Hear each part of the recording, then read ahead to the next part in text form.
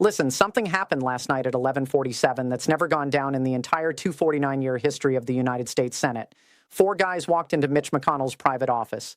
37 minutes later, they walked out. And in those 37 minutes, they made a decision that could literally end Donald Trump's presidency within the next 72 hours. I need you to really grasp what I'm about to tell you here. This isn't me throwing out speculation or some juicy rumor I heard from a guy who knows a guy.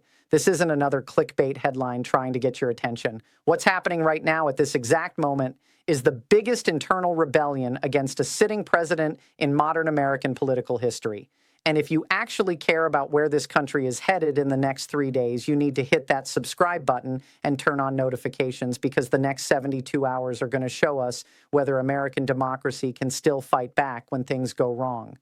Let's dive in. You need to understand what's been building up this entire week, because what went down in McConnell's office last night didn't just happen out of nowhere. This was the breaking point, the final straw, the moment when a dam that's been cracking for 7 straight days finally burst wide open. Let me walk you through exactly how we got here, because every single day of this timeline matters. Tuesday, January 14th. Wisconsin holds an election for their state Supreme Court. Now, this isn't just some random local race nobody cares about. This is a critical battleground state picking the person who's going to oversee election disputes in 2026 and 2028. Donald Trump and Elon Musk threw absolutely everything they had at this race. Money, rallies, social media campaigns, the entire MAGA machine firing on all cylinders, and they got absolutely destroyed. Not a close call, not some tight race that came down to a handful of votes, a complete landslide. Their candidate lost by double digits in a state Trump absolutely has to win if he wants the presidency. The first major swing state just told Trump and Musk to take a hike. Wednesday, January 15th. The United States Senate votes 51-48 against Donald Trump's tariff authority on Canada. 4 Republican senators, Mitch McConnell, Susan Collins, Lisa Murkowski, and Rand Paul, crossed party lines and voted with every single Democrat to strip Trump of the power he's been using like a weapon. And here's the part that should absolutely terrify everyone in Trump's inner circle. That morning, right before the vote, Trump went on Truth Social and personally attacked all 4 of them by name, called them traitors, threatened to support primary challengers against every single one of them, demanded they fall in line, and they voted against him anyway. When intimidation stops working, that's when power starts evaporating. Thursday, January 16th. The Wall Street Journal, and I'm talking about the Wall Street Journal here, not some liberal outlet, not the New York Times, but the voice of American business conservatism, publishes an editorial with a headline that economics professors are going to be discussing for decades. The dumbest trade war in history. They don't sugarcoat it. They call Trump's tariffs exactly what they are: taxes. Taxes on American families. Taxes that are ripping apart supply chains, pushing away our allies, and shoving the economy straight toward a recession. That same day, after-hours trading shows the market in complete freefall. The Japan bond crisis, the contagion we've been warning about, is now hitting American retirement accounts. People's savings are bleeding out, and Wall Street is completely done making excuses for Trump. Friday, January 17th. New York State starts actually executing the judgment against Trump's business empire. The sheriff shows up at Trump Tower not to investigate, not to issue warnings, but to seize assets. Bank accounts at Mar-a-Lago get frozen. The 40 Wall Street property is under receivership review. This isn't some political theater. This isn't posturing. Donald Trump is literally watching his life's work, the empire he built his entire identity around, being torn apart in real time by court order, and there's absolutely nothing he can do to stop it. Saturday and Sunday, January 18th and 19th. Behind closed doors, emergency meetings are happening all across the Republican donor class. Major contributors to the Republican National Committee are hitting the pause button on donations. The leaked internal polling numbers are absolutely catastrophic. Trump is down 12 points against a generic Democrat.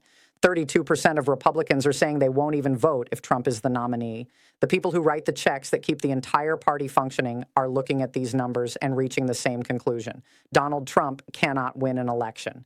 And if he drags the party down with him in 2026, the Senate is gone, the House is gone, everything collapses. Monday, January 20th, 11:47 at night. Mitch McConnell sends out a text message to 3 senators, 4 words: emergency, my office, now. Now, let me tell you who these 4 senators actually are, because this isn't just some random group of moderates looking for their 15 minutes of fame. This is a precision strike team, and each one of them brings something completely different to the table. When these four specific people vote together against a Republican president, it's not a coincidence. It's strategic warfare. Start with Mitch McConnell, 40 years in the United States Senate, the most ruthlessly effective legislative tactician of his entire generation. This is a guy who's buried political careers with a single procedural move. He protected Donald Trump through 2 impeachments. He had the votes to convict after January 6th and chose not to use them. He publicly said Trump was responsible for the insurrection, then turned around and voted to acquit on a technicality. For 5 years, McConnell has been Trump's shield. So everyone in Washington is asking the same simple question right now. Why is he turning on Trump now? Here's what most people don't know. When Trump's mob stormed the Capitol on January 6th, Mitch McConnell's wife, Elaine Chao, was serving as transportation secretary. She resigned the very next day. She walked out of the administration because of what Trump did. And McConnell, the guy who never shows emotion, who treats politics like it's a chess game, who always separates personal feelings from strategic calculations, that guy went home that night and had to look his wife in the eyes. Trump tried to get Mike Pence killed. McConnell has never forgotten that. He's never forgiven it. And now, with Trump's legal walls closing in, with the party staring down electoral disaster, McConnell sees his moment. This isn't about principle. This is revenge served ice cold. And McConnell is asking himself one final question before he leaves the Senate. Do I go down in history as the man who enabled Donald Trump, or do I go down as the man who stopped him? Susan Collins represents Maine, a purple state that Joe Biden won. She's famous, sometimes infamous, for being the moderate Republican who votes her conscience. But here's what you need to understand about Collins. She's not brave. She's smart. Maine's economy runs on lobster, Canadian markets, trade relationships, predictable supply chains. That's what keeps Maine fishermen employed. Trump's tariffs have absolutely devastated that industry, literally destroyed it. When Trump called Collins last week and screamed at her, told her she'd regret voting against him, she said something that deserves to be carved in stone. Mr. President, Maine fishermen already do. And then she hung up on him. Susan Collins just did something no Republican senator has done in 8 years. She treated Donald Trump like he was irrelevant. Lisa Murkowski is completely untouchable, and Trump knows it. She already survived a Trump-backed primary challenge in Alaska. He endorsed her opponent. He campaigned against her. He told Alaskans she was a rhino, a traitor, a disgrace, and she won anyway as a write-in candidate. Do you understand how incredibly hard that is? Voters had to physically write her name on the ballot, and she still won. Murkowski learned something that night that most Republicans still haven't figured out. Trump's endorsement isn't magic. It can be beaten, and once you beat it, you're free. Alaska has an independent streak woven into its DNA. They don't take orders from Manhattan real estate developers. Murkowski has nothing left to lose and everything to gain by being the senator who stood up when it mattered. Rand Paul is the ideological purist. His father, Ron Paul, built an entire political movement on libertarian principles: limited government, free markets, individual liberty. And tariffs, according to every libertarian economist who's ever lived, are government interference in markets. They're taxes. Rand Paul has spent his entire career saying government shouldn't pick winners and losers. And now his own party's president is doing exactly that. Paul went to the Senate floor and said it out loud. Tariffs are taxes on the American people. He exposed the Grover Norquist hypocrisy. He called out every Republican who signed a pledge never to raise taxes but is now defending Trump's tariffs. Some men can't be bought. Rand Paul is one of them. These 4 senators have nothing in common. Different states, different ideologies, different political incentives. But they share one thing: they've had enough. 3 independent sources, 2 from McConnell's office, 1 from an aide to Susan Collins, have confirmed what happened in that room. And what I'm about to tell you isn't speculation. This is reconstruction based on direct knowledge from people who were briefed immediately after that meeting ended. 11:47 Monday night. Mitch McConnell sends a text message. 4 words: emergency, my office, now. Susan Collins arrives first, then Lisa Murkowski. Rand Paul walks in last. They enter separately, different entrances, different times, because optics matter even at midnight. No staff members are present, no aides taking notes. Phones are turned off and left outside. This is not a meeting that can leak, except it already has.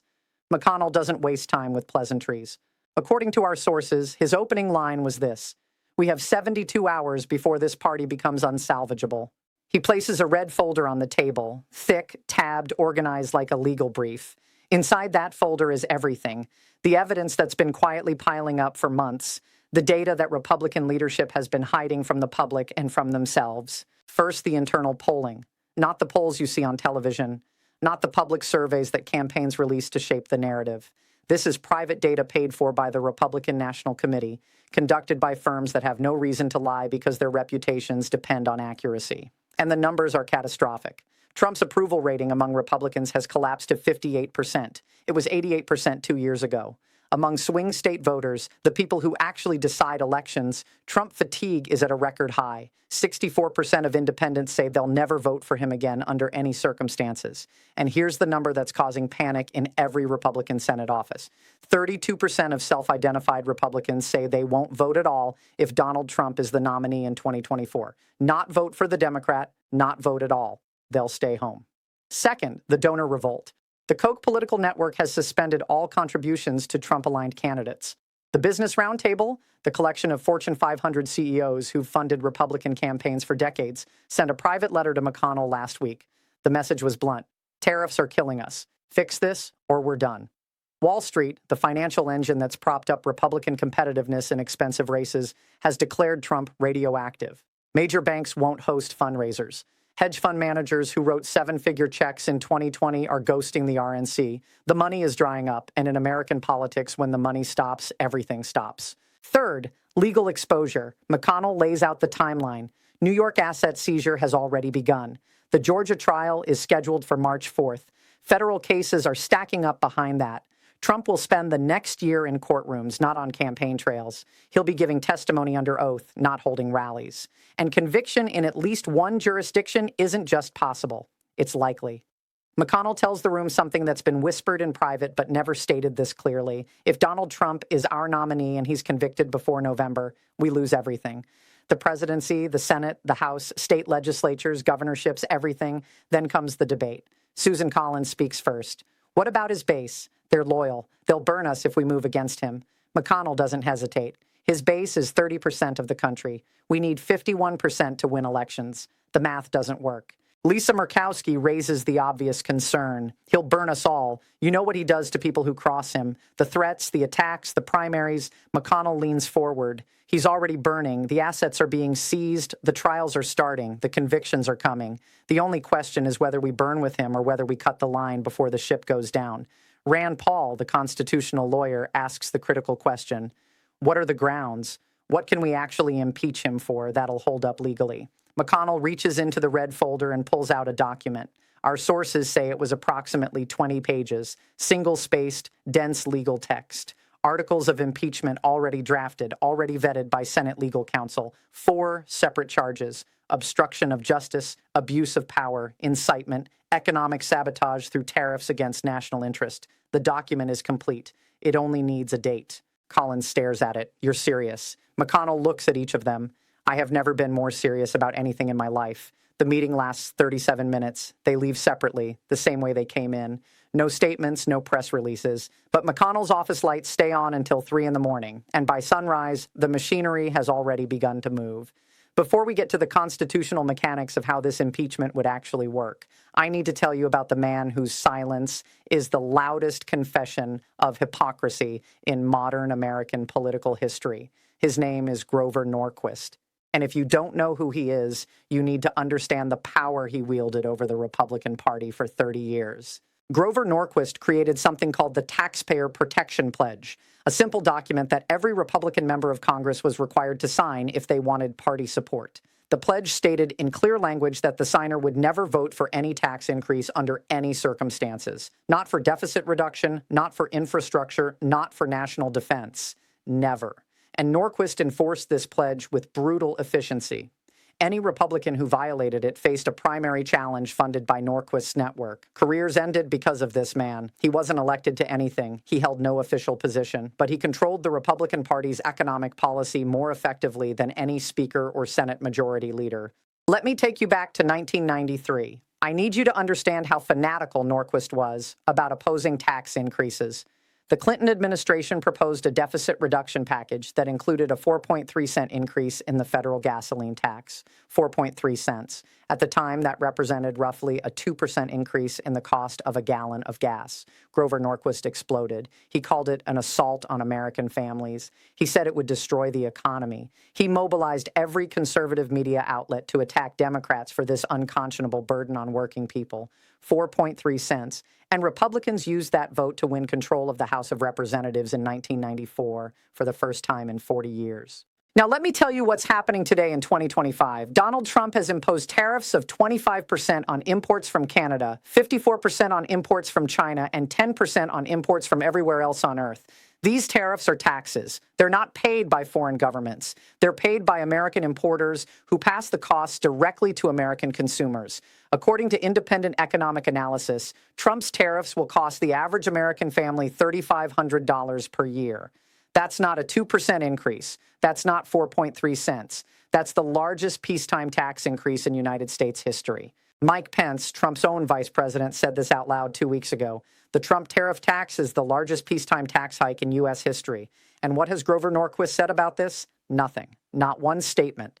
Not one press release. Not one tweet. Not one op-ed in the Wall Street Journal or the Washington Post or anywhere else. The man who built his entire career on opposing tax increases, who destroyed political careers over 4.3 cents, is completely silent while a Republican president imposes a $3,500 annual tax on American families. The hypocrisy is so breathtaking, so complete, that it exposes the entire Republican anti-tax movement as a lie. It was never about protecting taxpayers. It was only ever about who raises the taxes. If a Democrat proposes 4.3 cents, it's tyranny. If a Republican imposes $3,500, it's leadership. Rand Paul understands this. That's why he went to the Senate floor and said the quiet part out loud. Tariffs are taxes on the American people. He forced every Republican senator to confront the contradiction. You can't sign a pledge opposing all tax increases and then support the biggest tax increase in modern history just because your party's president demands it. The Norquist scam has been exposed, and the 4 senators who voted against Trump's tariff authority just declared they won't participate in the lie anymore. Now, let me show you exactly how the constitutional mechanism works when a president faces impeachment from his own party, because what's about to happen has never occurred in American history, and you need to understand the process. The House of Representatives requires 218 votes to impeach. Democrats currently hold 212 seats. That means they need exactly 6 Republicans to cross over.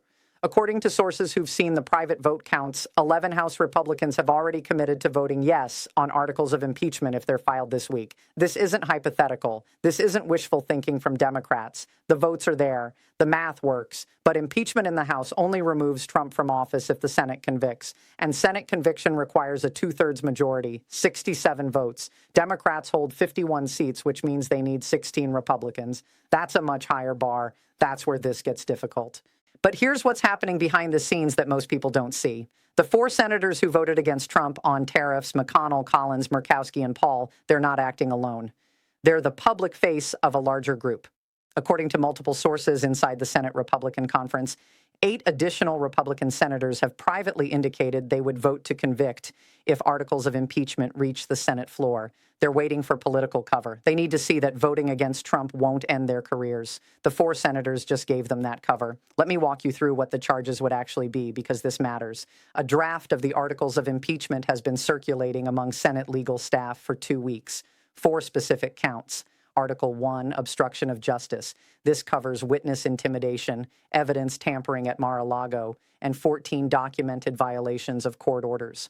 Article 2, abuse of power. Using the presidency to avoid criminal prosecution, threatening allied nations for personal political gain, and the attempted extortion of Denmark over Greenland. Article 3, incitement. January 6th was never properly dealt with in an impeachment context because Trump left office. New evidence from ongoing trials provides grounds to revisit this with witness testimony under oath. Article 4, economic sabotage. Imposing tariffs that contradict national economic interest, ignoring the advice of every credible economist, and using trade policy for personal political benefit rather than national welfare. If articles are filed this week, the timeline moves fast. House vote would occur within 10 days. Senate trial would begin immediately after and must conclude within 21 days under Senate rules. Conviction before March isn't just possible, it's the designed outcome. Donald Trump could be removed from office, barred from holding future federal office, and facing criminal trials without the protection of the presidency by early spring. That's the plan. That's what was decided in McConnell's office Monday night. And the 72-hour countdown is already running. Donald Trump is not going quietly, and a cornered animal is always at its most dangerous. Within hours of the Senate vote, Trump's Truth Social account erupted. 27 posts in 3 hours, all capital letters, traitors, rhinos destroying the party. They will all pay. He's not threatening primary challenges anymore. He's threatening destruction. He named all 4 senators by name. He called Mitch McConnell a coward and a fraud. He said Susan Collins betrayed every Republican voter in Maine. He claimed Lisa Murkowski is secretly working for Democrats. He accused Rand Paul of being controlled by libertarian donors who hate America. This isn't political strategy. This is a meltdown, but the threats aren't staying online. Tuesday morning, Trump issued a call to action to his base. Come to Washington, D.C., surround the Capitol, stop this coup. Law enforcement is taking this seriously. Capitol Police have elevated the threat level to its highest designation since January 6th. The FBI is monitoring extremist online chatter. References to armed resistance are spiking. National Guard units in Virginia and Maryland have been placed on standby.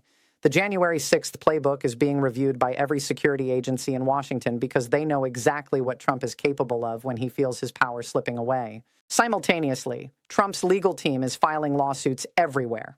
Against New York State for the asset seizure, against the Senate for procedural violations in the tariff vote, against what he calls conspirators in the Republican Party. The lawsuits are frivolous. Every legal expert who's reviewed them says they have no chance of success. But that's not the point. The point is delay. The point is creating enough legal chaos that impeachment proceedings get bogged down in procedural fights. Trump is drowning, and he's grabbing at anything he can reach.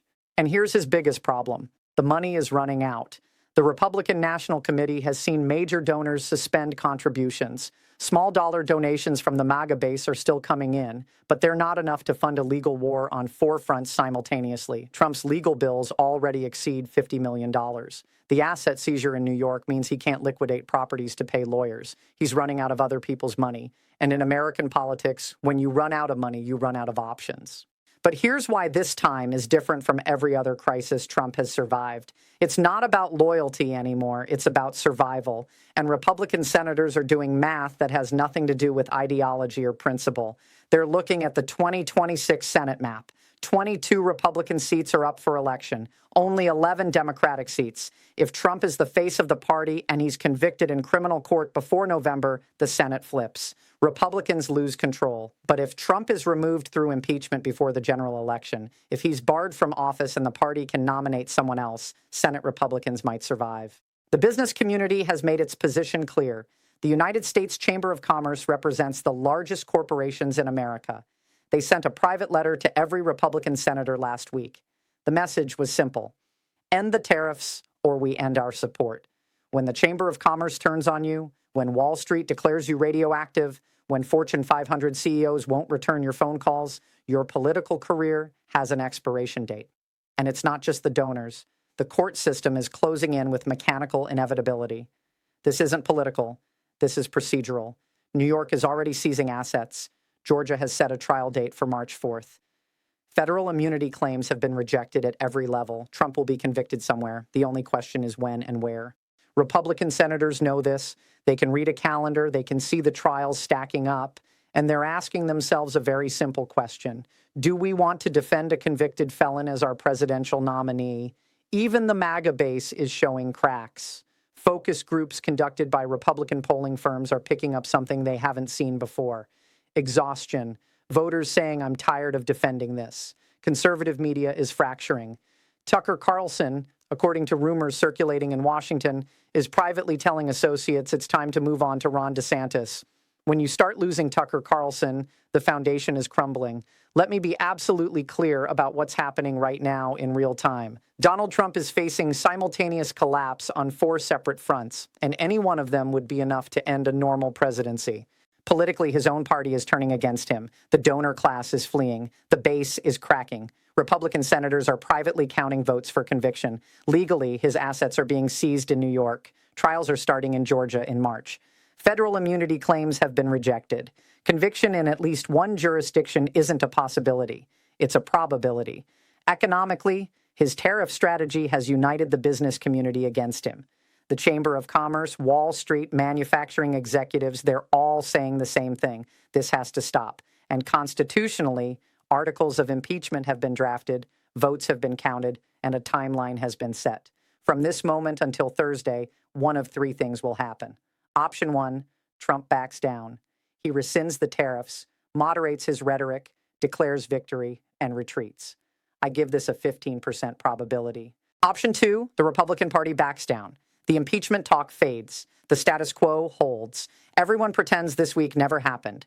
35% probability. Option three, all-out war. Articles of impeachment are filed. Trump goes nuclear. The party splits completely. And we enter a genuine constitutional crisis. 50% probability. This isn't just about Donald Trump. This is about whether American institutions still mean anything. Can a president be stopped by his own party? Do laws apply to the powerful? Is democracy self-correcting? We'll have answers to those questions within 72 hours. What happens next will be written in history textbooks, and you're watching it unfold in real time. Subscribe to this channel right now because I'll be reporting every development as it happens over the next 72 hours. Turn on notifications because when those articles of impeachment are filed, you need to know immediately. If you think McConnell is doing the right thing, hit that like button. If you think this is betrayal, leave a comment. But don't sit silently because the algorithm needs to know this video matters. Share this with someone you argue politics with. They need to see the evidence, not just opinions. And leave your prediction in the comments. Will Trump be impeached before the election, after, or never? I'll be here tracking every move. When McConnell speaks publicly, you'll see my analysis. When articles are filed, I'll break down every charge. When the trial begins, I'll cover it live. History is being written. Don't just read about it later. Live it right now. Subscribe. Stay alert. I'll see you in the next one.